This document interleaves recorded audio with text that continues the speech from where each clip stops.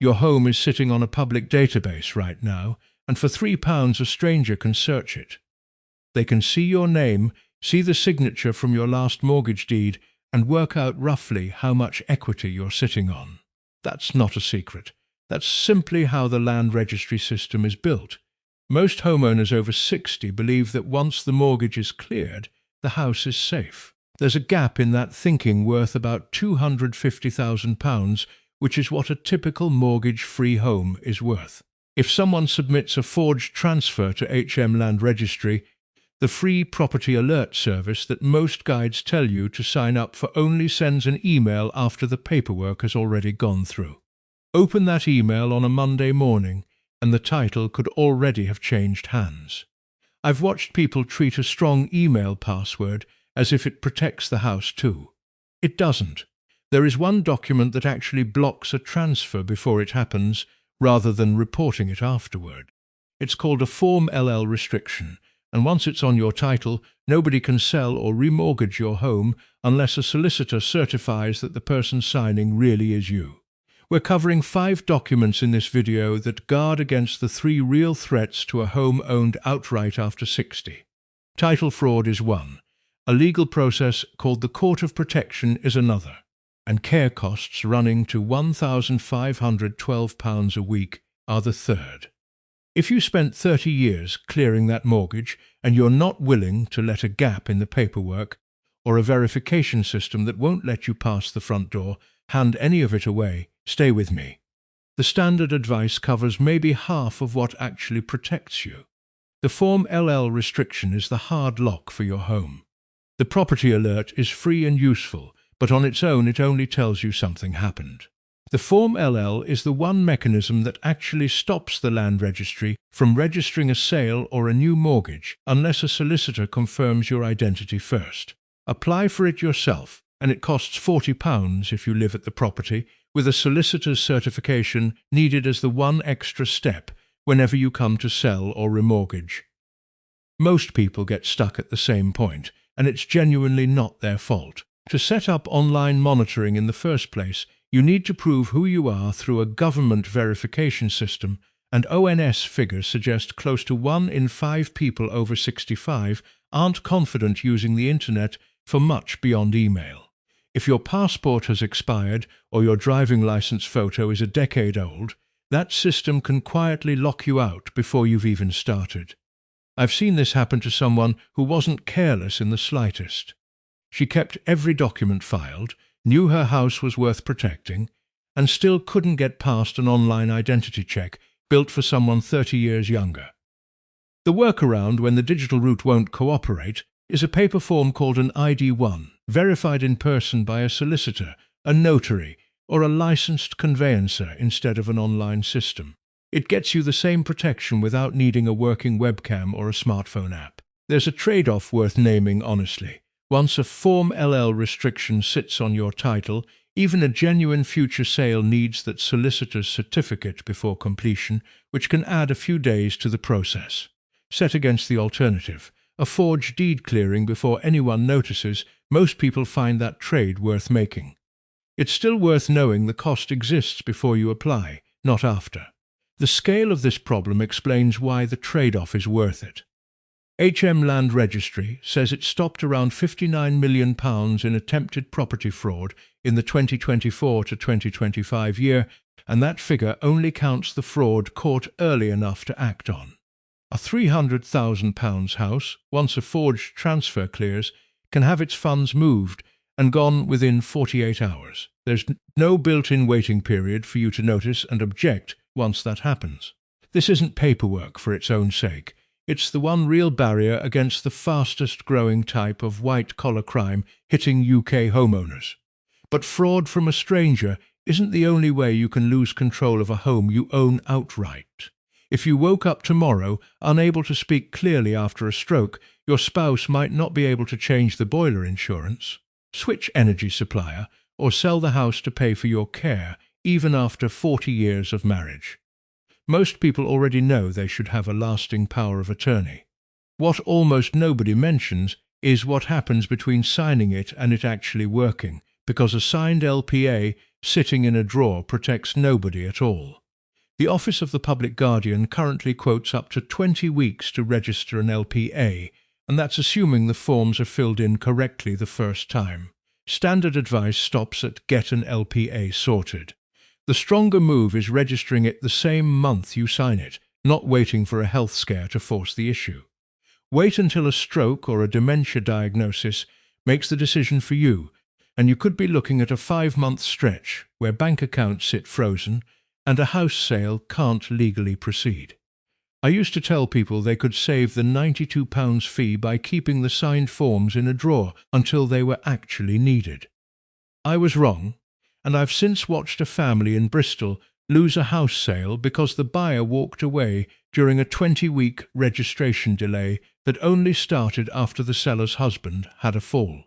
The forms had been signed for 3 years. Nobody had sent them off. The trade-off here rarely makes it into the standard advice. Registering early costs £92 now, and a bit of admin most people would rather put off. Waiting costs nothing today, but if capacity is ever lost before the LPA is registered, the only route left is a Court of Protection deputyship, and that process runs on its own timetable, not yours. The numbers make the comparison sharper than most guides let on. A deputyship application, once you add the court fee and typical solicitor's costs, runs to roughly £2,000 and commonly takes 6 to 9 months. An LPA registered in advance costs £92 and takes weeks, not months. That gap in cost alone is more than 20 times. If you're picturing the paperwork you signed years ago and wondering whether it was ever actually registered, that hesitation is worth acting on. A short call to a solicitor or a quick search through your own filing tells you exactly where you stand. Even with a registered LPA sitting safely on file, there's still a document that can quietly split your home's value in two, and it's the only thing standing between a family and what people who've been through it call the Margaret scenario. Meet a couple we'll call Margaret and her husband, because their situation plays out in almost identical form across the country every year. They owned their £400,000 home as joint tenants, which is how most married couples in the UK hold property without ever choosing it deliberately. It's simply the default box ticked on the mortgage paperwork decades earlier. When her husband passed away, ownership of the whole house passed to Margaret automatically, exactly how joint tenancy is designed to work.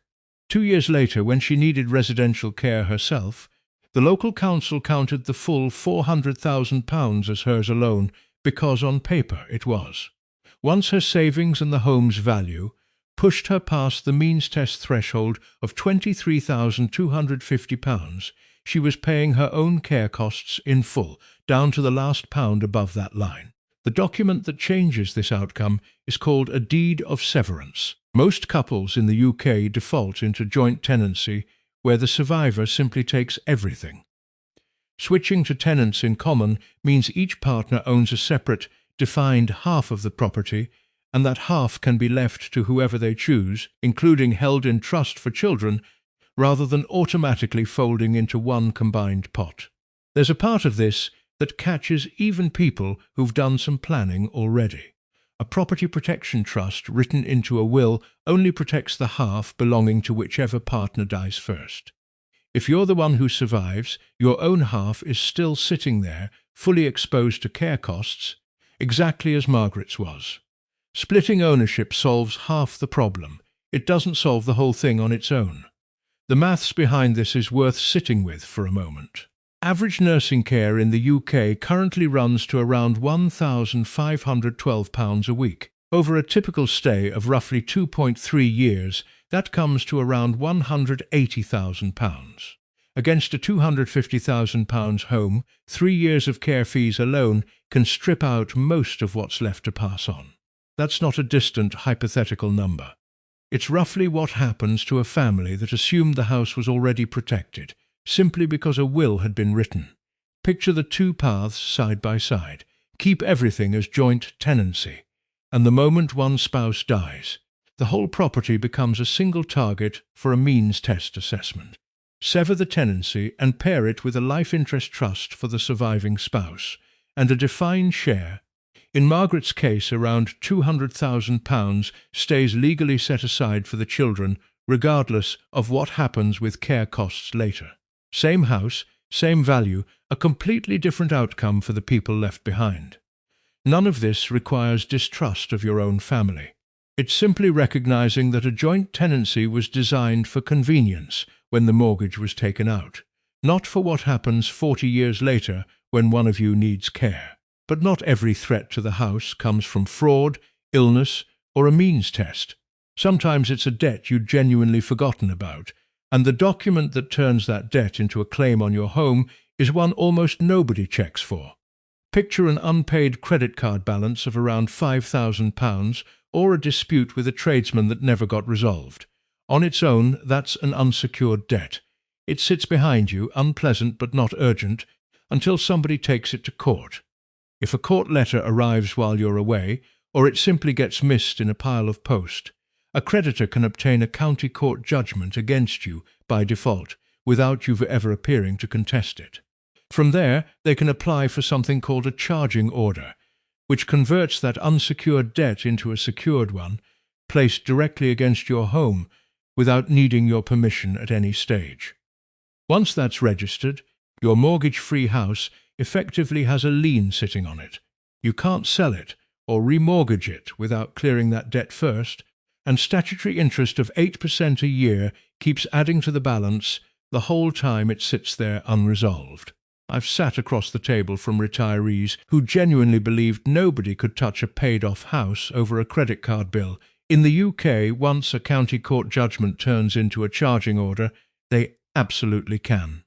It isn't a bluff, and it isn't rare. It happens to ordinary people who simply didn't open a letter at the right time, not to anyone reckless with money. It's an uncomfortable thing to picture, a house you own outright suddenly tied to someone else's claim. But knowing the mechanism removes most of the fear, because a problem you can see coming is usually one you can stop in time. The good news is, this one's simple to check. Pull up your title register once a year. It costs £3 and takes a couple of minutes. If you see a notice or a restriction listed that you don't recognize, that's your signal something needs looking into before it becomes a bigger problem. There's one more document left, and it's the one 90% of people never think to look for, even though sorting it out could put a few £100 a year back in your own pocket rather than the council's. If you live alone, you're entitled to a 25% reduction on your council tax bill, called the single-person discount, and it's remarkably common for people to simply never apply for it after a spouse passes away or moves into care. There's a second version of this that gets missed even more often. If someone in the household has what's classified as a severe mental impairment, which legally includes many forms of dementia, they can be disregarded entirely for council tax purposes. That can mean the remaining resident qualifies for that same 25% discount, or more if they already lived alone. That's worth real money once you add it up. The average Band D council tax bill in England currently sits around £2,280 a year. A 25% discount comes to roughly £570 a year back in your pocket. Stretch that across a 10-year retirement, and you're looking at £5,700 that most households hand over unnecessarily, simply because nobody flagged the eligibility.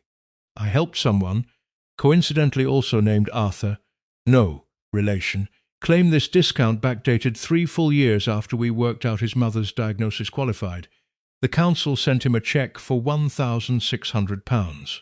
He'd been paying full council tax for 3 years on a property where, legally, only one adult was ever liable.